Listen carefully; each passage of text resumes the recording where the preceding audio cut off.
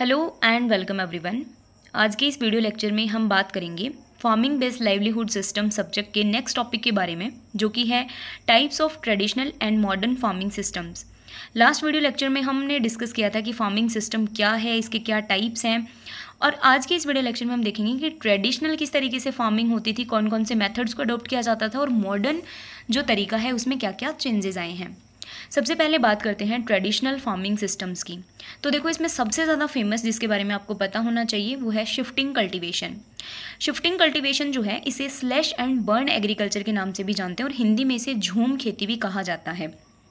Shifting cultivation में होता क्या है, देखो लोगों के द्वारा जो या फार्मर्स के द्वारा जो पर्टिकुलर फॉरेस्ट है उसकी डिफॉरेस्टिंग कर दी जाती है, यानी कि वहाँ से पेड़ों को हटाकर उनको जला दिया जाता है और उसके बाद में वहाँ पर क्रॉप्स को ग्रो किया जाता है। इस चीज़ को बोलते हैं स्लैश एंड बर्न एग्रीकल्चर, है ना, क्योंकि पौधों को काट के और उसके बाद जला दिया। अब जला दिया तो क्योंकि पौधों में न्यूट्रिएंट्स थे, तो वो जो न्यूट्रिएंट्स हैं वो अब जलाया है तो राख जो ऐश बनी है वो सोइल में जाएगी। तो वहाँ पर क्या होगा, जब फ्यू ईयर्स में कल्टीवेशन करेंगे, यानी कि शुरुआती जो सालों में वो कल्टीवेशन करेंगे, तब सोइल की फर्टिलिटी जो है वो हाई होती है, तो अच्छा प्रोडक्शन मिलता है। पर धीरे धीरे क्योंकि वो और किसी चीज़ को ऐड नहीं करते हैं, किसी ऑर्गेनिक मैन्योर वगैरह को, तो सोइल की फर्टिलिटी जो है वो डिक्लाइन करने लग जाती है। जैसे सोइल की फर्टिलिटी डिक्लाइन करेगी वैसे ही जो वो जो फार्मर्स होते हैं पर्टिकुलरली वो शिफ्ट कर जाते हैं किसी दूसरे प्लेस पर और किसी दूसरे फॉरेस्ट पर, और वहाँ पर भी फॉरेस्ट को काट के जो है नेक्स्ट यही प्रोसेस वापस से शुरू करते हैं। अब यहाँ पर पहले तो ऐसा था कि पहले के लोग जब पता नहीं था कि इस तरीके से सॉइल की फर्टिलिटी रिड्यूस हो जाती है, तो उनका मानना था कि हम एक जगह पे मतलब 3-4-5 साल ग्रो कर रहे हैं किसी क्रॉप को, तो जो हमारे गॉड हैं वो नाराज़ हो जाते हैं। इस वजह से वहाँ की फर्टिलिटी जो है वो डिक्लाइन हो जाती है और वो दूसरे प्लेस पर शिफ्ट कर जाते हैं। तो ये उनकी मिथ थी। तो शिफ्टिंग कल्टिवेशन को आपको याद रखना है कि किस तरीके से एक पर्टिकुलर पीस ऑफ लैंड को यूज़ करके वो आफ्टर अ टाइम दूसरे पीस ऑफ लैंड पर शिफ्ट हो जाते हैं और यही प्रोसेस रिपीटेटिवली करते हैं। इसे ही शिफ्टिंग कल्टीवेशन कहा जाता है, इसलिए शिफ्ट हो जाना एक प्लेस से दूसरे प्लेस पर आफ्टर सम टाइम। एडवांटेजेस की बात करें तो देखो, एडवांटेजेस ये हैं कि बहुत फर्टिलाइजर्स की रिक्वायरमेंट नहीं पड़ती, क्योंकि लगे हुए जो पेड़ हैं वहाँ पे उनको काट के जलाना ही है सिंपली, पेस्टिसाइड्स की रिक्वायरमेंट नहीं पड़ती। पर डिसएडवांटेजेस बहुत ज़्यादा हैं। पहला, डिफॉरेस्टेशन देखने को मिलता है, बायोडाइवर्सिटी का लॉस होता है, इतने सारे पेड़ आप काट रहे हो, पॉल्यूशन इंक्रीज होगा, अनसस्टेनेबल वे है ये, और पॉपुलेशन का भी प्रेशर होगा, है ना। तो ये सारी चीज़ें इसके डिसएडवांटेजेस हैं। लोकेशन, ये साउथ एशिया और पार्ट ऑफ साउथ अमेरिका में ये प्रैक्टिस की जाती थी, आज के टाइम में ये बहुत कम देखने को मिलती है। नेक्स्ट हमारा ट्रेडिशनल फार्मिंग सिस्टम है सब्सिस्टेंट फार्मिंग। देखो, सब्सिस्टेंस वर्ड का ही मतलब है आजीविका, यानी कि खुद के जीवन को चलाने के लिए। देखो, हमारी जो इंडियन एग्रीकल्चर है वो आज भी कमर्शियल या कमर्शलाइज्ड एग्रीकल्चर नहीं है, वो आज भी सब्सिस्टेंट फार्मिंग तरीके की ही जो फार्मिंग है वो हमारे इंडिया में देखी जाती है, जिसमें क्या करते हैं जो फार्मर्स होते हैं बेसिकली, क्योंकि वो स्मॉल एंड मार्जिनल फार्मर्स हैं, उनके पास लैंड होल्डिंग काफ़ी कम है, उनके पास ज़मीन काफ़ी कम है, तो वो क्या करते हैं अपने खाने के पर्पज़ के लिए, यानी कि अपने सर्वाइवल के लिए, वो बेचने के पर्सपेक्टिव में या फिर हम बोल सकते हैं पैसे कमाने के पर्सपेक्टिव में वो नहीं फसलों को ग्रो करते हैं ज़्यादातर। तो इस तरीके की फार्मिंग जो कि खुद के सब्सिस्टेंस के लिए की जाती है उसे हम बोलते हैं सब्सिस्टेंट फार्मिंग। देखो, farming system where crops are grown mainly for personal consumption, खुद के और खुद की फैमिली की रिक्वायरमेंट्स को कंप्लीट करने के लिए जो फार्मिंग की जाती है उसे बोलते हैं सब्सिस्टेंस फार्मिंग। एडवांटेजेस की बात करें तो इनपुट कॉस्ट कम लगती है और एनवायरमेंटल डिग्रेडेशन ज़्यादा देखने को नहीं मिलता, क्योंकि एक्सप्लॉयटेशन नहीं हो रहा है सोइल का वहाँ पर, है ना। डिसएडवांटेजेस की बात करें तो यहाँ पर इल्ड बहुत कम आती है, क्योंकि कोई बहुत ज़्यादा मात्रा में पेस्टिसाइड्स और फर्टिलाइजर्स को यूज़ नहीं किया जाता। क्लाइमेट वेरिएशंस की वल्नरेबिलिटी भी ज़्यादा देखने को मिलती है। लोकेशंस की बात करें तो अफ्रीका, साउथ एशिया और लैटिन अमेरिका में कॉमनली देखी जाती है, और इंडिया की बात करें अगर हम पर्टिकुलरली कंट्री वाइज तो सबसे ज़्यादा सब्सिस्टेंट फार्मिंग देखने को मिलती है। फिर एक टर्म आती है पास्टोरलिज्म, ठीक है। इसमें बेसिकली क्या होता है कि हम बोलते हैं कृषि से संबंधित जो एक्टिविटीज़ होती हैं उसको बेसिकली हिंदी भाषा में इंग्लिश में पास्टोरलिज्म कहा जाता है ना। बेसिक सा ये है कि यहाँ पर जो लाइफ स्टॉक होते हैं, जो जितने भी एनिमल्स हैं, चाहे कैटल हो, शीप हो या गोट हो, वो मूव कर जाते हैं season two season grazing area में, यानी कि जहाँ पर भी उनको चारा दिखेगा वो वहाँ पर मूव कर जाएंगे। अब यहाँ पर दो तरीके की चीज़ें आती हैं, नोमैडिक और सेमी नोमैडिक। नोमैडिक वो होंगे जो कम्प्लीटली मूव आउट कर जाएंगे एक प्लेस से दूसरी जगह पे अपने लाइफ स्टॉक के साथ में, और दूसरे सेमी नोमैडिक वो होंगे जो कि अगर उनका थोड़ा बहुत कुछ रहने का हो गया है तो वो एक प्लेस को चेंज करते हैं, बट होम उनका वही रहता है ना, वो थोड़े टाइम के लिए जा सकते हैं। एडवांटेजेस की बात करें तो मार्जिनल लैंड जो कि अनसूटेबल है वो यूटिलाइज हो जाती है, क्योंकि क्रॉप प्रोडक्शन देखने को मिलता है, और वहीं पर ही वही क्रॉप प्रोडक्शन जो है वो कैटल, शिप और गोट्स के लिए फीडिंग का या फीड का काम करता है। डिसएडवांटेजेस ये होगा कि अगर देखो कहीं भी किसी भी प्लेस में किसी भी ज़मीन पर ओवर ग्रेजिंग एनिमल्स के द्वारा अगर बहुत ज़्यादा चारे को फीड किया जाता है तो ये भी उस पर्टिकुलर लैंड का डिग्रेडेशन माना जाता है, तो ओवर ग्रेजिंग हो जाएगी, फर्टिलिटी कम हो जाएगी और लैंड डिग्रेडेशन देखने को मिलेगा। लोकेशन सेमी एरिड और एरिड रीजन्स में बेसिकली ये देखा जाता है। नेक्स्ट हमारी ट्रेडिशनल में आती है मिक्स्ड फार्मिंग। ये देखो मिक्स्ड फार्मिंग जो है वो हम ट्रेडिशनल और मॉडर्न दोनों में ही कंसिडर करते हैं, पहले भी की जाती थी, आज भी की जाती है। ये ऐसा सिस्टम है, फार्मिंग सिस्टम, जो कि कंबाइन करता है क्रॉप के कल्टीवेशन के साथ साथ में किसी एनिमल की रियरिंग को भी। इसका देखो मिक्स्ड फार्मिंग का अगर आपको एक लाइन में मोटे मोटे तौर पर एडवांटेज पूछा जाए ना, तो ये इनकम को डाइवर्सिफाई कर देता है। इट मीन्स मान लो कि क्रॉप लगाई फार्मर ने और वो फेल हो गई क्रॉप किसी भी एनवायरमेंटिक कंडीशन या किसी भी कारण से, तो उसके पास सोर्स ऑफ इनकम क्या था, ओनली क्रॉप थी, तो अब उसके पास जीरो सोर्स ऑफ इनकम होगा। अगर वो मिक्स्ड फार्मिंग के साथ जाता है फार्मर, तो वहाँ पर क्या है, उसके पास एनिमल्स भी हैं, तो वो एक जरिया बन जाता है वहाँ पर इनकम का, तो ये इनकम को डाइवर्सिफाई कर देता है। दूसरा, सोइल फर्टिलिटी भी इंप्रूव होती है। क्यों? क्योंकि जो लाइव स्टॉक, जिन एनिमल्स को वो रेयर कर रहा है, वहाँ से एनिमल मैन्योर मिलेगी, वो अपने सोइल में अप्लाई करेगा, तो इससे सोइल फर्टिलिटी जो है वो अल्टीमेटली इंप्रूव होती है। डिसएडवांटेजेस की बात की जाए तो ज़्यादा लेबर चाहिए, और ऐसा नहीं है कि पशुओं को पालना बहुत आसान काम है, तो एनिमल हस्बेंड्री में भी उनको ज़्यादा एक्सपर्टीज़ चाहिए। लोकेशंस की बात करें तो टेम्परेट रीजन्स में ये ज़्यादा देखने को मिलता है। नेक्स्ट है टेरेस फार्मिंग। देखो टेरेस फार्मिंग, अब आप सोचोगे कि ट्रेडिशनल मेथड्स में कैसे कंसिडर की गई है, न्यू मॉडर्न। टेरेस फार्मिंग शुरू से ही चलती आ रही है, हमारे एंशियंट टाइम से ही चलती आ रही है। टेरेस फार्मिंग का मतलब ये है कि जहाँ पर स्लोपी इलाका है, ढलान वाला इलाका है, वहाँ पर इतना आसान नहीं होता है खेती करना। वहाँ पर पर्टिकुलरली फील्ड्स को डिवाइड किया जाता है और उसके बाद वहाँ पर खेती की जाती है। तो फार्मिंग जो स्लोप्ड एरिया पे की जाती है उसे हम टेरेस फार्मिंग बोलते हैं। और ये की क्यों जाती है? ताकि सोइल इरोजन प्रिवेंट हो और वाटर को कंजर्व किया जा सकते। तो आप दोनों ही जगह पे, मॉडर्न में भी और ट्रेडिशनल, क्योंकि ये पहले भी की जाती थी और अभी इसको और मॉडर्नाइज तरीके से की जाती है, तो आपको कन्फ्यूज़ नहीं होना है। बट जनरली क्योंकि पहले से की जा रही है तो हम ट्रेडिशनल में इन्वॉल्व करेंगे। इसके एडवांटेजेस हैं कि जैसे हिली एरियाज़ है, वहाँ की जो ज़मीन है वो यूटिलाइज हो जाती है। उसके अलावा इससे सोइल, अगर टेरेस फार्मिंग की जा रही है तो वाटर कंजर्व होता है और इरोजन जो है वो रिड्यूस हो जाता है।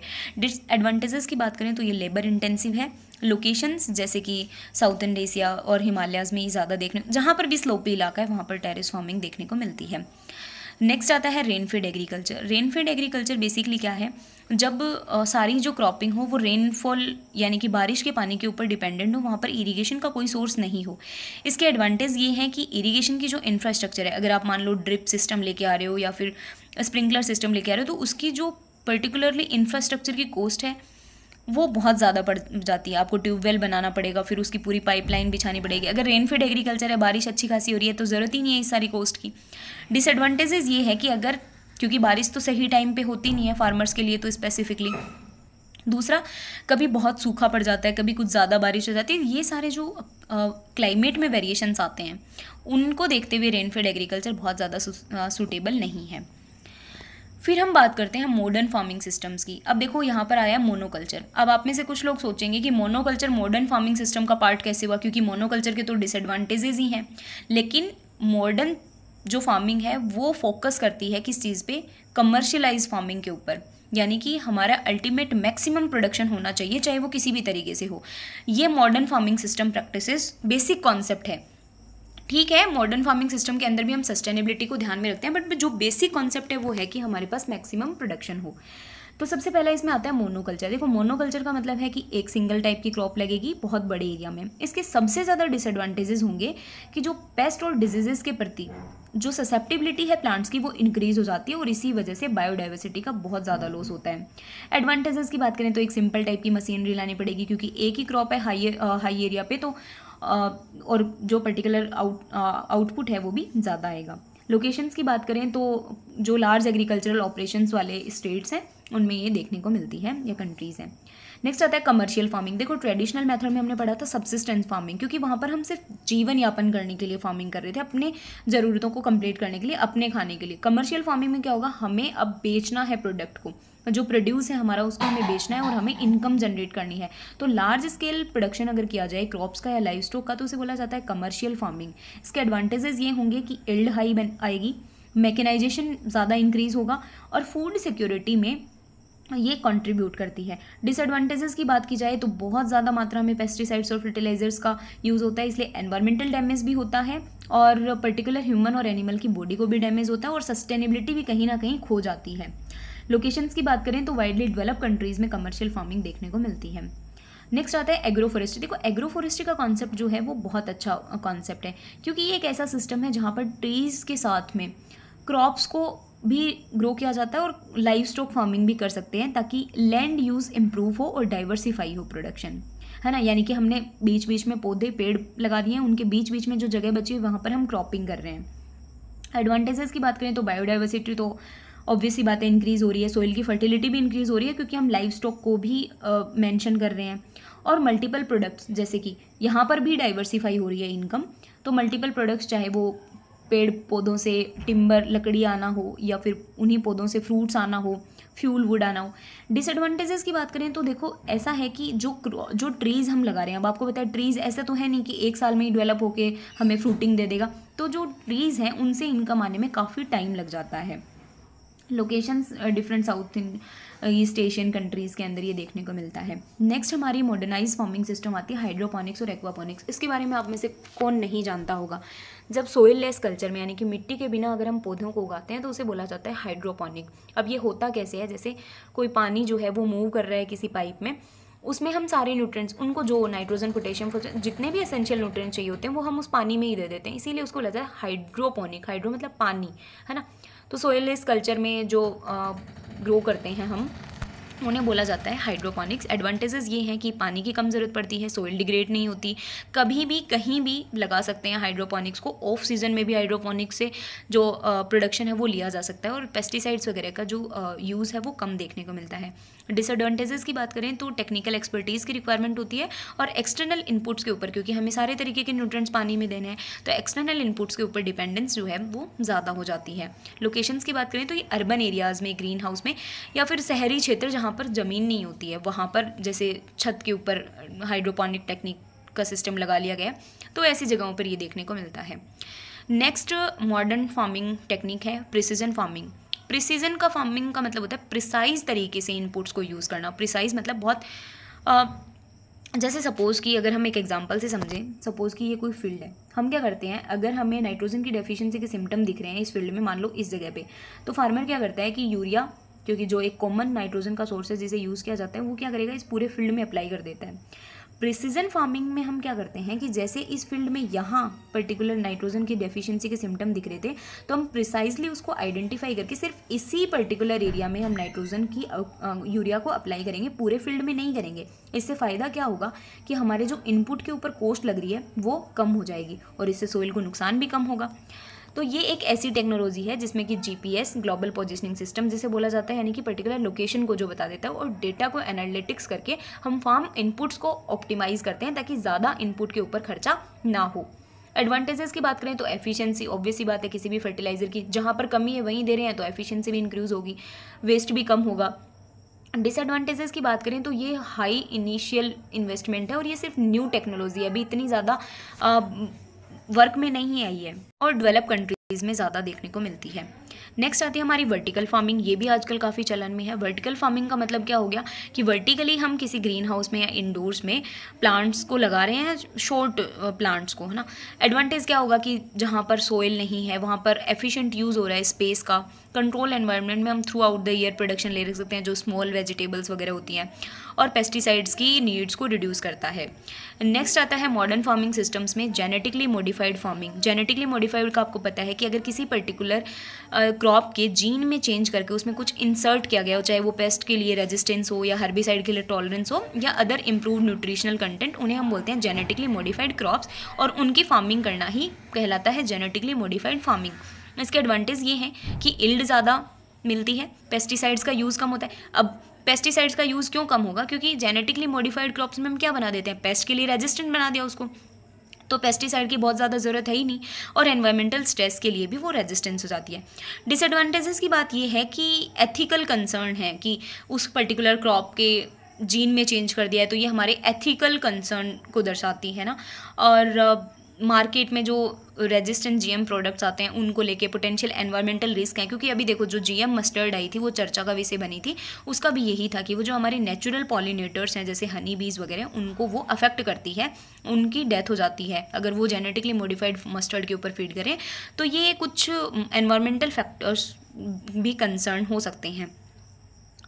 अब हम बात करते हैं ट्रेडिशनल और मॉडर्न फार्मिंग सिस्टम के अंदर बीच में डिफरेंस क्या है। देखो टेक्नोलॉजी, ऑब्वियस सी बात है मॉडर्न फार्मिंग सिस्टम में टेक्नोलॉजी का ज़्यादा यूज़ किया जाएगा, तो ट्रेडिशनल सिस्टम में टेक्नोलॉजी इतना ज़्यादा कोई इंपॉर्टेंट रोल प्ले नहीं करती है, जबकि एडवांस टेक्नोलॉजी को हम मॉडर्न फार्मिंग सिस्टम्स में यूज़ करते हैं, जैसे जेनेटिकली मॉडिफाइड ऑर्गेनिज्म हो गया, प्रिसीजन एग्रीकल्चर के टूल्स हो गए जैसे जीपीएस सिस्टम वगैरह को। सेकेंड आता है डिफरेंशिएशन का point, scale. Traditional farming basically small scale और सब्सिस्टेंस ओरिएंटेड होती है, जबकि मॉडर्न फार्मिंग जो है वो लार्ज स्केल पे की जाती है और प्रॉफिट के लिए की जाती है। नेक्स्ट है इनपुट। ट्रेडिशनल सिस्टम में ऑर्गेनिक मेथड्स या ऑर्गेनिक इनपुट्स को यूज़ किया जाता है, जबकि मॉडर्न सिस्टम में हाईली सिंथेटिक इनपुट जैसे कि फर्टिलाइजर, पेस्टिसाइड्स, इनको यूज़ किया जाता है। एनवायरमेंटल इम्पैक्ट की बात करें तो देखो हाँ, ट्रेडिशनल मेथड में ज़्यादा बायोडाइवर्सिटी कंजर्व होती थी और सोइल को मेंटेन करना ज़्यादा ध्यान दिया जाता था उस चीज़ पे, पर मॉडर्न सिस्टम में भी ऐसा नहीं है कि हम सस्टेनेबल को बिल्कुल ही वो करके चल रहे हैं, उस पर भी आज के टाइम में जैसे जैसे लोगों में अवेयरनेस बढ़ रही है वो सस्टेनेबिलिटी के ऊपर भी जा रहे हैं।